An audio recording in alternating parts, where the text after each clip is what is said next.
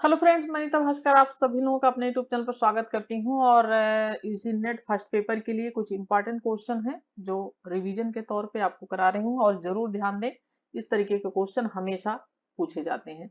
ठीक है, तो चलिए शुरू करते हैं। और वीडियो पसंद आए तो लाइक शेयर कमेंट जरूर करिएगा। चैनल पे नए हैं तो सब्सक्राइब जरूर कर लें, बेल आइकन जरूर प्रेस कर लें, जिससे नई वीडियो की नोटिफिकेशन भी आपको मिलती रहे। तो चलिए, पर्यावरण संरक्षण हेतु राष्ट्रीय और अंतर्राष्ट्रीय जो प्रयास किए गए हैं, ठीक है, पर्यावरणीय नियंत्रण उस पे क्या किया गया है, वो उस पे आधारित क्वेश्चन है। तो पहला क्वेश्चन है 136 से शुरू है। निम्नलिखित में से किसमें वनों के अंतर्गत सर्वाधिक क्षेत्रफल पाया जाता है?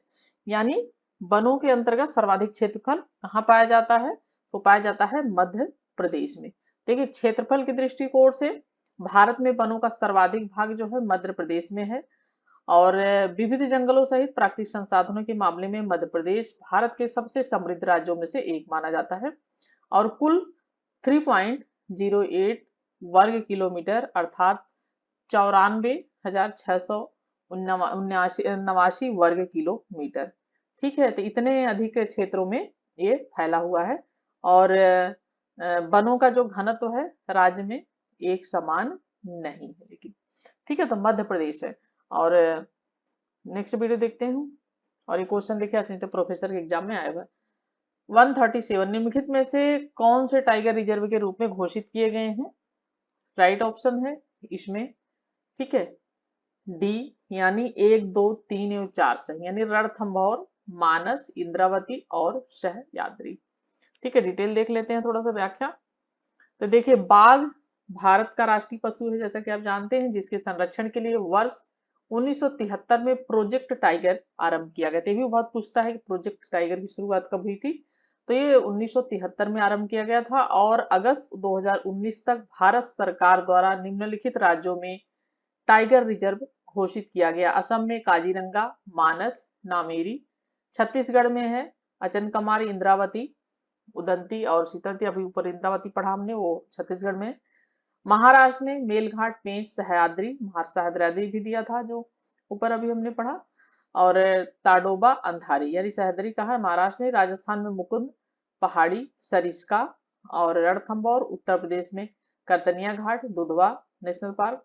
और उत्तराखंड में जिम कार्बेट। ठीक है। और जो उपयुक्त सभी विकल्प है वो सही है। ठीक है। एक 138 क्वेश्चन है, कान्हा राष्ट्रीय पार्क प्रसिद्ध है शेरों के लिए, गायों के लिए, हाथियों के लिए, चीतों के लिए। और ठीक है, ये 138 क्वेश्चन। और राइट ऑप्शन क्या है इसका? देखिए, जो कान्हा नेशनल पार्क है वो मध्य प्रदेश में है। और मुख्यतः ये क्या है? बाघों के लिए है, और बाघों का इसमें दिया ही नहीं है। ठीक है, तो ये थोड़ा सा क्वेश्चन ही ये गलत है। तो बाघों का इसमें नहीं दी है, बाघों के लिए। और कान्हा जो राष्ट्रीय पार्क है वो मध्य प्रदेश में है, ये चीज ध्यान रखें, एमपी में है। ठीक है। और जैसा कि इसमें आंसर भी दिया हुआ है कि मध्य प्रदेश में अवस्थित है और मुख्यतः बाघ अभ्यारण्य इसीलिए प्रसिद्ध भी है। तो ये इसमें इस अभ्यारण्य में दुर्लभ बारहसिंगा भी पाया जाता है, जो संपूर्ण विश्व में कहीं भी नहीं मिलता। 139 क्वेश्चन है, निम्नलिखित में से कौन सा जोड़ा सही नहीं है? विश्व पर्यावरण दिवस 2014, small islands and climate change, परमाणु बम, द्वितीय विश्व युद्ध। और सी है सी सुंदरलाल बहुगुणा, चिपको आंदोलन, ओजोन छेद, यूरोप। ऑप्शन डी है जो क्या है, वो पूछा है कि जोड़ा सही नहीं है, तो ऑप्शन डी गलत है, क्योंकि ओजोन छेद यूरोप में नहीं अंटार्कटिका में पाया जाता है। और इसमें ओजोन क्षेत्र बनने के कारण है जैसे समताप मंडलीय बादलों की उपस्थिति, क्लोरोफ्लोरो यानी सीएफसी, इनका अंतर प्रवाह। ठीक है, तो ये राइट ऑप्शन क्या हो जाएगा? ओजोन छिद्र। और विश्व पर्यावरण दिवस 2014 ये सही है इससे। और परमाणु बम देशी भी से संबंधित है। सुंदर जो लाल बहुगुणा थे वो चिपको आंदोलन के नेता थे। ठीक है। और इनके उनसे ही शुरू हुई थी चिपको आंदोलन। 140 ग्रेट विद्यालय हिमालय नेशनल पार्क, ठीक है, हिमाचल प्रदेश में, उत्तराखंड में, उत्तर प्रदेश में, जम्मू कश्मीर। राइट ऑप्शन हो जाएगा हिमाचल प्रदेश में। Great Himalaya national park Himachal Pradesh में। Great Himalayan Himalayan national park है, ये हिमाचल प्रदेश के कुल्लू घाटी में है। कहाँ पे है? कुल्लू घाटी में है। और इस पार्क की स्थापना 1984 में की गई थी। और 117 किलोमीटर क्षेत्रफल में फैला हुआ है और इस उद्यान में 3756 प्रकार के जीवों का निवास स्थल। इसमें स्तनधारी जीव, पक्षी भी हैं, सरीसृप भी हैं, उभयचर, एनलिडे, मोलस्क और कीड़े आदि पाए जाते हैं। ठीक है, great Himalayan national park, Himalayan national park. और 141 क्वेश्चन है, अंतर्राष्ट्रीय जैव विविधता दिवस 2019 की थीम पूछा है। तो एक बार आपको 2000 ये जो 21 चल रही इसकी भी थीम देखनी होगी। तो अंतर्राष्ट्रीय जैव विविधता दिवस 2019 की थीम, तो 19 की थीम है ये be, our biodiversity, our food, our health. एक बार आप नेट पे सर्च करेंगे तो मिल जाएगा 2021 की थीम। ठीक है, और 142 निम्नलिखित में से कौन एक वास्तविक मछली नहीं है? Red fish, catfish, dogfish, jellyfish. D है, उपयुक्त विकल्पों में जेली फिश जो है वास्तविक मछली नहीं है। जेली फिश सिलेंट्रा संघ का जीव है, शेष अन्य वास्तविक मछली है। तो ये तीनों जो है कैट फिश, जेली फिश नहीं है, मतलब रेड फिश, डॉग फिश, ये सब फिश है। विश्व पर्यावरण दिवस मनाया जाता है। ठीक है, 143 क्वेश्चन है। और विश्व पर्यावरण दिवस जैसा कि जानते हैं आप 5 जून को मनाया जाता है। ठीक है, और दुनिया भर में मनाया जाने वाला उत्सव है ये। और इसकी शुरुआत 5 जून 1973 में हुई थी। कब हुई थी? 1973 में, जब प्रोजेक्ट टाइगर की शुरुआत हुई थी। और तब से यह प्रत्येक वर्ष 5 जून को मनाया जाता है, जबकि 15 दिसंबर अभियंता इंजीनियर दिवस मनाया जाता है। ठीक है, और नेक्स्ट क्वेश्चन है 144, निम्नलिखित में से कौन से कन्वेंशन प्रोटोकॉल की उत्पत्ति रियो पृथ्वी शिखर सम्मेलन से हुई है? यह है जलवायु परिवर्तन संयुक्त राष्ट्र फ्रेमवर्क कन्वेंशन, और बी है आर्द्रभूमि संबंधी रामसर कन्वेंशन, सी है मरुस्थलीकरण रोकथाम के लिए संयुक्त राष्ट्र कन्वेंशन, और डी है क्योटो प्रोटोकॉल, और ये है जैव विविधता संबंधी कन्वेंशन। ठीक है, 144, और इसको शिखर सम्मेलन से हुई थी। राइट ऑप्शन क्या हो जाएगा इसका, हम देखते हैं। ठीक है, तो जैसा कि राइट ऑप्शन है, राइट ऑप्शन इसका हो जाएगा सी। ठीक है, सी, यानी ए, सी एंड ई वनली, यानी कौन कौन से हैं? ए है जलवायु परिवर्तन संयुक्त राष्ट्र फ्रेमवर्क कन्वेंशन, और फिर उसके बाद है सी मरुस्थली की रोकथाम के लिए संयुक्त राष्ट्र कन्वेंशन, और फिर उसके बाद है ई जैव विविधता संबंधी कन्वेंशन। ठीक है, और पृथ्वी शिखर सम्मेलन वर्ष 1992 में ब्राजील के रियो डी जेनेरो जो शहर है वहां आयोजित हुआ था। ठीक है, 1992 में। और इस सम्मेलन में निम्नलिखित कन्वेंशन प्रोटोकॉल की उत्पत्ति हुई थी। जलवायु परिवर्तन पर संयुक्त राष्ट्र फ्रेमवर्क कन्वेंशन, जैव विविधता संबंधी कन्वेंशन, मरुस्थलीकरण रोकथाम के लिए संयुक्त राष्ट्र कन्वेंशन। 145 क्वेश्चन है, रियो 20 सम्मेलन का एक मुख्य परिणाम जिसके समुच्चय का विकास करना था, समर्थनीय विकास लक्ष्य, सहस्त्राब्दी विकास लक्ष्य, राष्ट्रीय विकास रणनीति और राष्ट्रीय भूमि पुनर्स्थापना रणनीति। राइट ऑप्शन ए हो जाएगा। ठीक है, और 2012 में रियो डी जेनेरो ब्राजील में किया गया था, और इस सम्मेलन का आयोजन 1992 में रियो डी में आयोजित अर्थ शिखर सम्मेलन के 20 वर्षों बाद किया गया था। ठीक है, और इसी कारण इसे रियो 20 भी कहा जाता है। रियो 20 को सतत विकास के प्रति अपनी प्रतिबद्धता व्यक्त करने और निरंतरता के संबंध में वैश्विक कार्रवाई को बढ़ावा देने संबंधी नई रूपरेखा की तलाश करने प्रक्रिया में वैश्विक समुदाय के लिए एक महत्वपूर्ण अवसर के रूप में देखा जा रहा है। 146 क्वेश्चन, निम्नलिखित में से किस सम्मेलन का समाधानी विकास संयुक्त संबंधी संयुक्त राष्ट्र सम्मेलन UNCSD के नाम से भी जाना जाता है? और इसका राइट ऑप्शन क्या है? रियो 20 सम्मेलन 2012।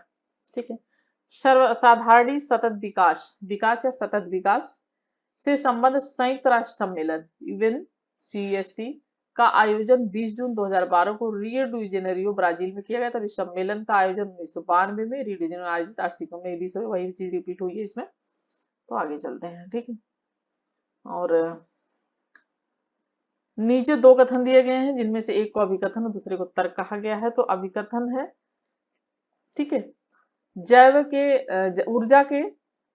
ऊर्जा के उत्पादन से कार्बन डाइऑक्साइड के उत्सर्जन को अधिकांश उत्सर्जन सूची और जलवायु प्रभाव अध्ययनों को पारंपरिक रूप में अपवर्जित किया गया है। आर क्या है? जैव ऊर्जा से संबद्ध कार्बन डाइऑक्साइड के उत्सर्जन जीवाश्म ईंधनों के जलन की तुलना में महत्वपूर्ण रूप से कम होते हैं। ठीक है। आर क्या है? ये क्या है कि ऊर्जा के उत्पादन से कार्बन डाइऑक्साइड के उत्सर्जन को अधिकांश उत्सर्जन सूची और जलवायु प्रभाव अध्ययनों को पारंपरिक रूप से अपवर्जित किया गया है। और बी है जैव ऊर्जा से संबद्ध, ठीक है, जैव ऊर्जा से संबद्ध कार्बन डाइऑक्साइड के उत्सर्जन जीवाश्म ईंधनों के ज्वलन की तुलना में महत्वपूर्ण रूप से कम होते हैं। ठीक है, तो इसमें हमने देखा और इसमें राइट ऑप्शन क्या हो जाएगा? ऑप्शन बी हो जाएगा। ठीक है, ए और आर दोनों सही हैं, परंतु जो है आर क्या है? ए की सही व्याख्या नहीं करता है। ठीक है, जैसा कि ऊर्जा के उत्पादन से कार्बन डाइऑक्साइड के उत्सर्जन की अधिकांश उत्सर्जन सूची और जलवायु प्रभाव अध्ययनों को पारस्परिक रूप से उपवर्जित किया गया है, क्योंकि कार्बन डाइऑक्साइड का उत्सर्जन प्रयोग विकासशील बायोमास द्वारा प्रकाश संश्लेषण में प्रयोग कर लिया जाता है, अतः यह न्यूट्रल हो जाता है। 148 नगोया उपसंधि प्रोटोकॉल किससे संबंधित है? ठीक है, जलवायु परिवर्तन, ओजोन क्षय, खतरनाक अपशिष्ट, जैव विविधता। तो ये नगोया उपसंधि प्रोटोकॉल, ठीक है, राइट ऑप्शन डी है, जैव विविधता से संबंधित है। तो 24 अक्टूबर 2010 को नगोया यानी जापान में संयुक्त राष्ट्र देशों ने जेनेरिक संसाधनों की भागीदारी पर समझौता किया और जंगलों, कोरल रीफ जो होते हैं और जो ऑस्ट्रेलिया आदि में जो समुद्र होते हैं उसमें कोरल रीफ पाए जाते हैं, जैव विविधता की रक्षा के लिए नगोया में वर्ष 2010 में यह ऐतिहासिक संधि हुई थी और 193 देशों के प्रतिनिधियों ने प्रदूषण को रोकने, वनों और समुद्री जीवन की रक्षा करने और संरक्षण के लिए जमीन और जल संसाधन अलग करने का, मत्स्य का सही प्रबंधन करने का फैसला किया था 24 अक्टूबर 2010 को, क्योंकि समुद्र में भी बहुत अधिक मात्रा में जो रसायन होते हैं ये नदियों के थ्रू, नालों के थ्रू नदियों में बह के जाते हैं, फिर नदियों से बह के जाते हैं समुद्र में। तो समुद्र में भी बहुत ज्यादा वहां पे भी जैसे नदियों में हो रहा है, उसी तरीके से समुद्र भी बहुत ही गंदा हो रहा है, जो वहां पे जलीय जीव है उनके लिए बहुत ही हानिकारक साबित हो रहा है। ठीक है, और तो इसी में 10% समुद्र की सुरक्षा करनी है, क्योंकि समुद्र में बहुत सारे तरह तरह के जलीय जीव रहते हैं जिनका नाश होता जा रहा है, वो समाप्त होते जा रहे हैं, विलुप्त होते जा रहे हैं, और इससे जैव विविधता का पे असर पड़ेगा। जैव विविधता का विस्तार हो सके, भारत ने नगोया संधि को इसलिए स्वीकार किया। 193 देशों ने इसको स्वीकार किया। यह संधि आनुवंशिक संसाधनों को पहुंच और उसके प्रयोग में होने वाले फायदों की निष्पक्ष और समान भागीदारी की बात करती है। प्रत्येक देश द्वारा 149 क्वेश्चन, दीर्घावधि क्रम उत्सर्जन विकास रणनीतियां बनाए जाने का सुझाव निम्नलिखित में से किसके अंतर्गत दिया गया? ठीक है, और ये थोड़ा क्वेश्चन एक कम क्लियर हो रहा है तो मैं बुक से पढ़ लेती हूँ। तो देखिए, प्रत्येक देश द्वारा दीर्घावधि कम उत्सर्जन विकास रणनीति बनाए जाने का सुझाव निम्नलिखित में से किसके अंतर्गत दिया गया? तो पेरिस समझौता। ठीक है, पहला क्या है? ये पेरिस, ठीक है, पेरिस समझौता है। दूसरा क्या है? Montreal protocol. ठीक है, ये मॉन्ट्रियल प्रोटोकॉल। तीसरा क्या है? इंटरनेशनल और अलायंस। और चौथा है क्योटो प्रोटोकॉल। राइट ऑप्शन हो जाएगा क्योटो प्रोटोकॉल। ठीक है, ये है क्योटो प्रोटोकॉल। ठीक है, तो प्रत्येक देश द्वारा दीर्घावधि कम उत्सर्जन विकास रणनीति बनाए जाने का सुझाव पेरिस समझौते के अंतर्गत किया गया। पेरिस समझौते पर 2016 में संयुक्त राष्ट्र की रूपरेखा से जलवायु परिवर्तन पर हस्ताक्षर हुआ है 2016 में। ठीक है, संयुक्त राष्ट्र की जलवायु रूपरेखा। और 150 क्वेश्चन है, क्लीन डेवलपमेंट मैकेनिज्म निम्नलिखित में से, ठीक है, किसे अंतरराष्ट्रीय समझौते में पहली बार प्रारंभ किया गया? मॉन्ट्रियल प्रोटोकॉल, क्योटो प्रोटोकॉल, शिखर सम्मेलन, पेरिस समझौता। राइट ऑप्शन हो जाएगा बी क्योटो प्रोटोकॉल। इसका भी आंसर बी है क्योटो प्रोटोकॉल।